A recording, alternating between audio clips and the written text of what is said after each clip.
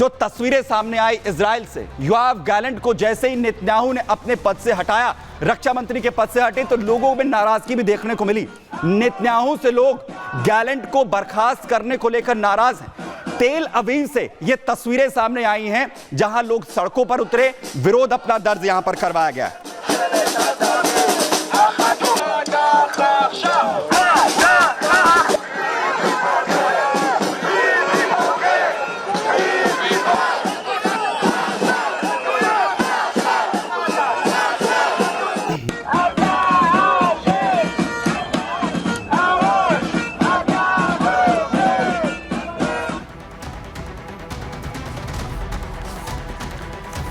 तो नेतन्याहू ने गैलेंट को हटाने का फैसला यहां पर लिया, तो वहीं दूसरी तरफ लोगों में नाराजगी जो है वो भी यहां पर देखने को मिल रही है। लोग सड़कों पर उतरे, विरोध यहां पर दर्ज कराया गया। लेकिन योआव गैलेंट का जाना और अमेरिका में ट्रंप का आना, क्या इसके बीच में कोई कनेक्शन जो है वो है? क्या इसी वक्त में इसे जो है योआव गैलेंट को हटाने के पीछे कोई बड़ी वजह है? रिपोर्ट में देखिए।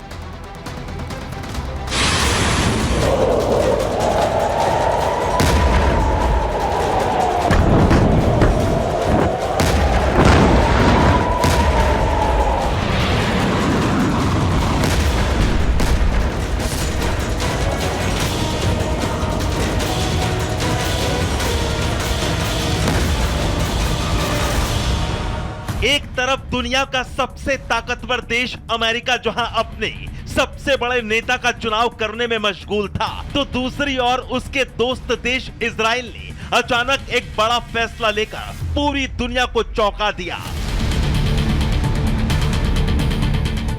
जिस इजराइल की अभी तक बहादुरी की कहानी पढ़ी जा रही थी, उसी इजराइल से ऐसी खबर सामने आई कि पूरी दुनिया हैरान रह गई। किसी को भरोसा ही नहीं हुआ। इजरायली प्रधानमंत्री बेंजामिन नेतन्याहू ने बड़ा कदम उठाते हुए अपने कैबिनेट के सबसे विश्वास पात्र योआव गैलेंट को एक झटके में मंत्रिमंडल से बाहर करते हुए बर्खास्त कर दिया। कि इजराइल के प्रधानमंत्री बेंजामिन नेतन्याहू ने अपनी कैबिनेट से रक्षा मंत्री योआव गैलेंट को बर्खास्त कर दिया है। जाहिर है कि प्रधानमंत्री नेतन्याहू और रक्षा मंत्री गैलेंट के बीच में अनेकों विषयों को लेकर के मतभेद गहरे होते जा रहे थे।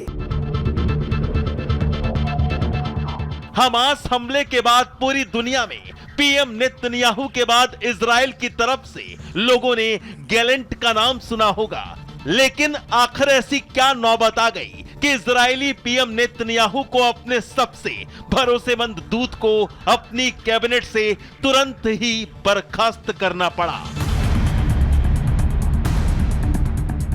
दरअसल मंगलवार की रात नेतन्याहू के ऑफिस से जारी बयान में कहा गया कि नेतन्याहू और गैलेंट के बीच मतभेद को दूर करने की पूरी कोशिश की गई, लेकिन ये कम होने के बजाय बढ़ता चला गया। नेतन्याहू के दफ्तर की तरफ से कहा गया कि दोनों के बीच के मतभेद और असहमति असामान्य तरीके से सार्वजनिक हो गई।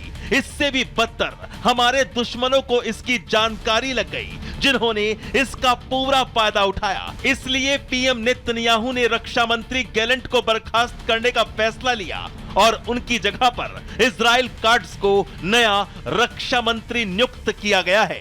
बेंजामिन नेतन्याहू आतंकवादियों के प्रति सख्त से सख्त रुख अपना रहे हैं और योआव गैलेंट एक जाहिर है कि एक उनकी जो सोच एक अपेक्षाकृत उदारवादी दिखाई देती है और योआव गैलेंट इस बात को पुश कर रहे थे कि एक सीज फायर डील होनी चाहिए और किसी तरीके का कोई समझौता करके डील इत्यादि हमास के साथ करके बंधकों को छुड़ाया जाना चाहिए। तो ये जो और दूसरा जो गैलेंट है वो 7 अक्टूबर के हमले की जांच की भी मांग कर रहे थे।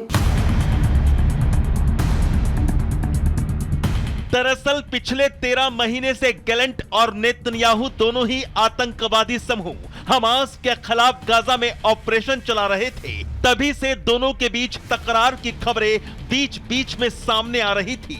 अरब मीडिया के मुताबिक कई लोगों को उम्मीद थी कि नेतन्याहू जल्द या बाद में उन्हें बर्खास्त जरूर कर देंगे।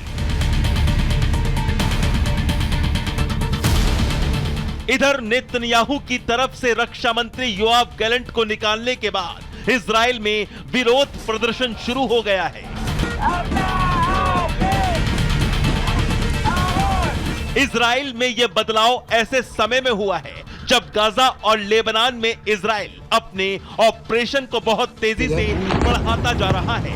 गाजा में तो हमास को लगभग खत्म कर दिया गया है। ईरान समर्थित हिजबुल्लाह के खिलाफ तो इजराइल ने बहुत ही आक्रामक मिशन चला रखा है और ईरान से सीधा सीधा इजराइल टकराव में है। लेकिन सवाल यही है कि गैलेंट ने वाकई नेतन्याहू का भरोसा तोड़ा या फिर ट्रंप की जीत और गैलेंट की बर्खास्तगी का भी कोई कनेक्शन है। Bureau report, Republic Bharat.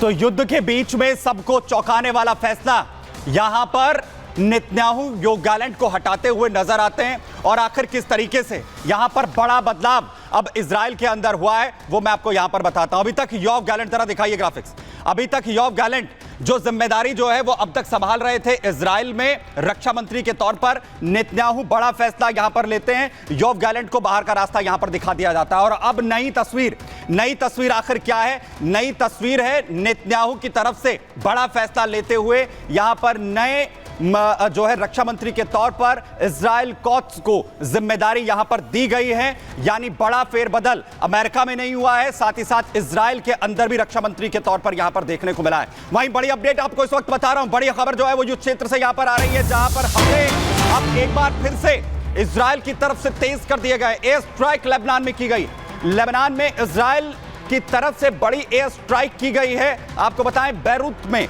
जहां पर बड़े हमले इस वक्त किए गए हैं। बैरूत के दक्षिण में बारजा में बमबारी की गई है। लेबनान के स्वास्थ्य विभाग की तरफ से दावा किया गया है कि इजरायली बमबारी में 15 लोगों की जान यहां पर चली गई है।